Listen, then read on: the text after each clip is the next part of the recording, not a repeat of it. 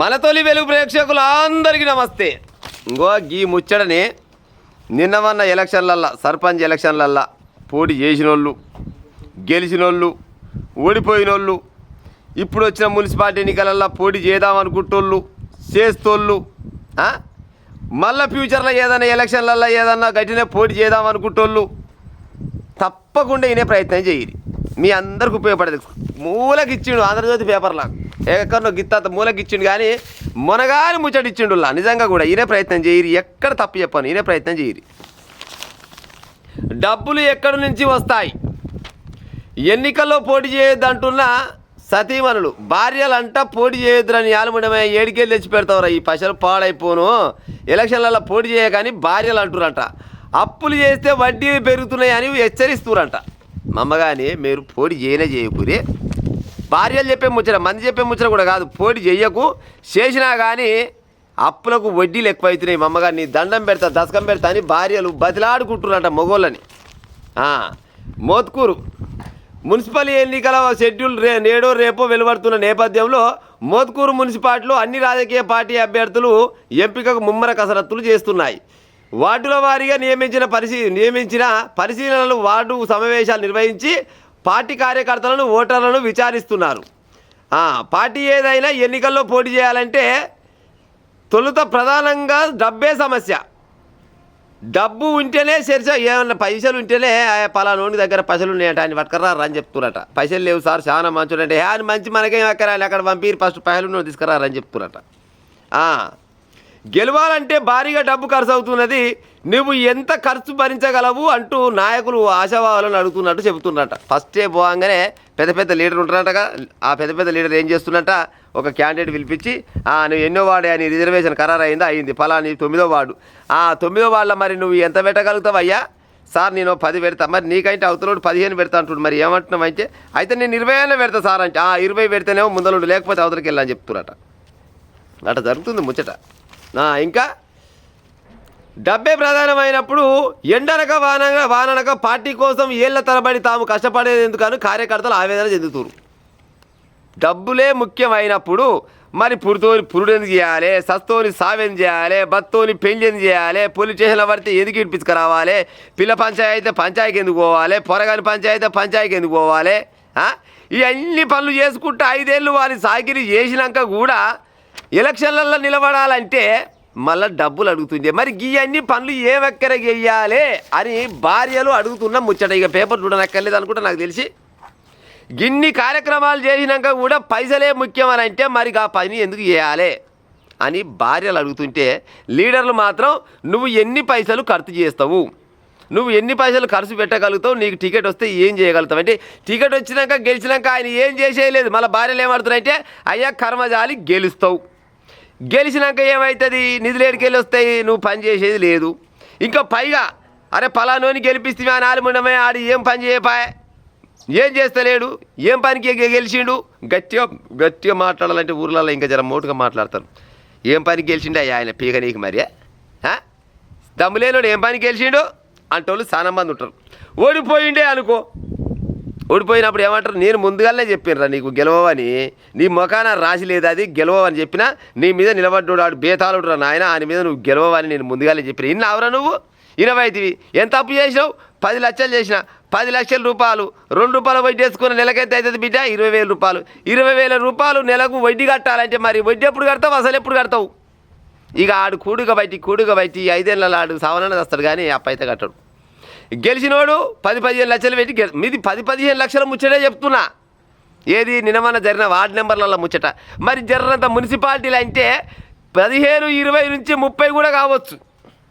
మరి 30 అనుకోవద్దు, 20 లక్షలే పెట్టుకుందాం. ఒక కౌన్సిలర్కు 20 లక్షల రూపాయలు అనుకుందాం. 20 లక్షల రూపాయలకు 2 రూపాయల వడ్డీ వేసుకున్నా కానీ 40,000 రూపాయలు నెలకు.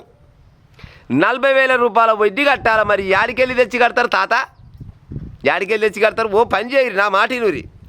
ఎంతమంది అయితే పోటీ చేస్తారో, పోటీ చేయాలనుకుంటురో మీరు అన్ని పార్టీలు, అది కాంగ్రెస్ అయినా, బీజేపీ అయినా, బీఆర్ఎస్ అయినా, ఇండిపెండెంట్లు అయినా, ఎర్రజెండా పార్టీ అయినా, అక్కడక్కడ మిలిగి ఉన్న టీడీపీ పార్టీ అయినా, ఎవరైనా కానీ పోటీ చేయాలనుకుంటే మండలంలో మీరు ఏడేడ మీరు పోటీ చేయాలనుకుంటున్నారు అంతా కలిసి ఒకవేళ మీటింగ్ పెట్టుకోరి నా మాట మా అమ్మగాని లేకపోతే ఉత్త పుణ్యానికి ఆగమవుతారు మీటింగ్ పెట్టుకొని నామినేషన్ వేయంగానే పత్త లేకుండా మీకు రాత తిరుపతికాయ పోరి అంత తిరుపతికాయ పోయి మంచిగా దేవుళ్ళని మొక్కురి ఏమైనా పుణ్యంగానే కలిసి వస్తుంది దేవుళ్ళని మొక్కి తీరా ఎలక్షన్లు తెల్లారు ఉన్నాయి అనగా పొద్దుగాల రేగిలు వారంగా పొద్దుగాల ఆడవాళ్ళు మంచిగా ఇల్లిసందగా సాంపితాలతో చూసినారు గా టైం వరకు వచ్చి ఊళ్ళో అవుపాడేసరికల్లా అది చచ్చుకుంటే ఎవరికైనా వేయవలసిందే ఓటాలు తప్పకుండా వేస్తారు ఓటు వేస్తారు కాకపోతే అప్పుడు మంచోడోడు చెడ్డోడోడు చూసుకొని ఓటేస్తారు అంతేగాని ఇక మీరు జనాలనే తిరుక్కుంటా నాకు ఓటేయవా ప్లీజ్ ఈ 10 రోజులు 15 రోజులు ఎంత తిరిగినా కానీ వేస్తా బిడ్డ నీది పలాని గుర్తు కాదు గిన్నె గుర్తు నాకు ఎరికే అయ్యో నీది గిలాసా కాదు బిడ్డ నాకు ఎరికే నీకు తప్ప ఒలికేస్తా మీ అయ్య కూడా నాకు సోపతే ఉండే మీ అయ్య నేను క్లాస్మేట్లో వేరే నాయన ఏం బాధ లేదు వేస్తా తీయ అని చెప్తారు అయ్య గుర్తురాడు అన్న అమ్మ గుర్తురాడు ఎవడు గుర్తురాడు ఆ పొద్దుగా తెల్లారుదామున పైసలు ఓడి చేతులు పెడతారు గాడే గుర్తొస్తాడు ఈ మధ్య కాలంలో ఇంకా బాగా తయారయ్యారు ఓటర్లు లీడర్లను ముంచుతారు ఒకప్పుడేమో లీడర్లే ఓటర్లను ముంచేది కానీ ఇప్పుడు ఓటర్లు లీడర్లను ముంచుతురు ఎట్లా ముంచుతురు అంటే తెల్లారితే ఎలక్షన్లు ఉన్నాయనుకో పొద్దుగుకంగా దర్వాజా పెడతలేరు గొల్లెం పెడతలేరు ఓపెన్గా పెడుతురు అవసరమైతే 2 దర్వాజాలు తీసేపు దొంగోడు వచ్చినా బాధ లేదా నా ఇటు లొడపీసు ఉన్నాయి ఆడేం తెచ్చుకపోను కానీ అనుకొని అవసరమైతే పొరగాని కావాలి వస్తారు టీవీ చూసుకుంటూ కూర్చోరా నువ్వే వస్తాడంటే గొల్లాలు కూడా పెట్టారు తలుపిట్ట తచ్చమో లేదో ఓపెన్ అయితేనే ఉంటుంది అమ్మో వచ్చినావు బిడ్డ ఎవ్వరు రాలే మా ఇంటికి నువ్వే ఫస్ట్ వచ్చినావు మేము కూడా అనుకుంటున్నాం నిన్నే అనుకుంటున్నాం ఇప్పటిదాకా అన్నం తింటప్పుడు కూడా నీ పేరే యాడ్ చేసుకున్నాం నీకే వేస్తాం బిడ్డ కాకపోతే జర 2 రూపాయలు ఎక్కువ బిడ్డ అని అనగానే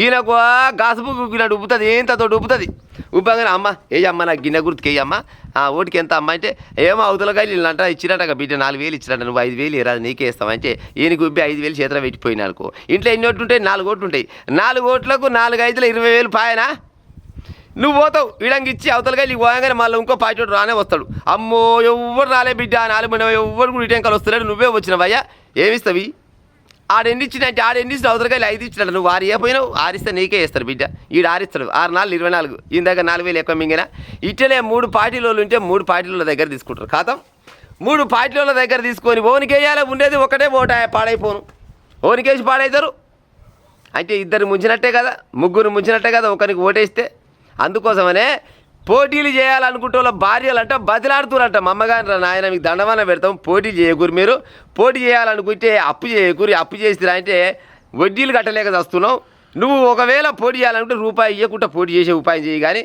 అంటారు కానీ మరి రూపాయి ఇవ్వకుండా పోటీ చేస్తే ఓనికన్నా గెలిపిస్తారా ఓనికన్నా ఓటు వేస్తారా వేయరు అంటే మీరు అందరూ కలుసుకొని అందరు అభ్యర్థులంతా కలుసుకొని తిరుపతి తీరంగా భద్రాచలం పోయిరారు 4 రోజులు పోయి వస్తే నిమ్మలంగా వచ్చినాక మీ ముఖంలో అదృష్టం ఉంటే గెలుస్తారు లేకపోతే లేదు పెద్ద నష్టమే లేదు ఓడిపోయినా నష్టం లేదు ఎందుకంటే పైసలు అయితే ఖర్చు కావు కదా కాకపోతే ఇక కాగితాలకో లేకపోతే దానికో దీనికో అయితే 10-20 అయితే లేదు 50,000 రూపాయలు ఖర్చు అయితే అయినా ఏమైంది ఆయమైన రోగం వచ్చింది ఇంకా దాఖలు చూపించుకొని వచ్చినాం అనుకుంటే అయిపోద్ది అంతేగాని లక్షలు 20-30 లక్షల రూపాయలు ఖర్చు పెట్టి మీరు గెలిచి కూడా ఆడ పెరికేది ఏమీ లేదు గట్టిగా మాట్లాడాలంటే మీరు గెలిచి కూడా చేసేది ఏమీ లేదు ఏం చేసి పాడవుతారు చెప్పురి రాష్ట్రమే మొత్తం దివాలా తీస్తుంది 10 ఏళ్ళు ఆయన మొత్తం అరికోసం పెట్టించిపోయిండు ఈయన వచ్చి 2 ఏళ్ళ ఈయన దగ్గర ఖజానా లేవు ఆయన ఉన్నది మొత్తం ఖజానా చేసుకొని పోయిండు నిధులు లేవు లొటపీసు లేవు మాస్పత్రి లేదు మా అమ్మ కానీ గొప్పలకు పోయి చిప్పలు చేతికొచ్చే ఉపాయం చేయకూరి అభ్యర్థులారా మర్యాదగా మంచితనంగా చెప్తున్నా మీ మేలు కోరి చెప్తున్నా పోటీ చేయాలనుకుంటోళ్ళు నాకు ఈ వీడియోని బరాబర్గా ఈనూరి పోటీ చేయాలనుకుంటోళ్ళు తిరుపతి తీరంగం పోయిరా పోరి నిమ్మలంగా ఓట్ల నాడు వస్తారా అంటే జంజాటు పోతుంది లేకపోతే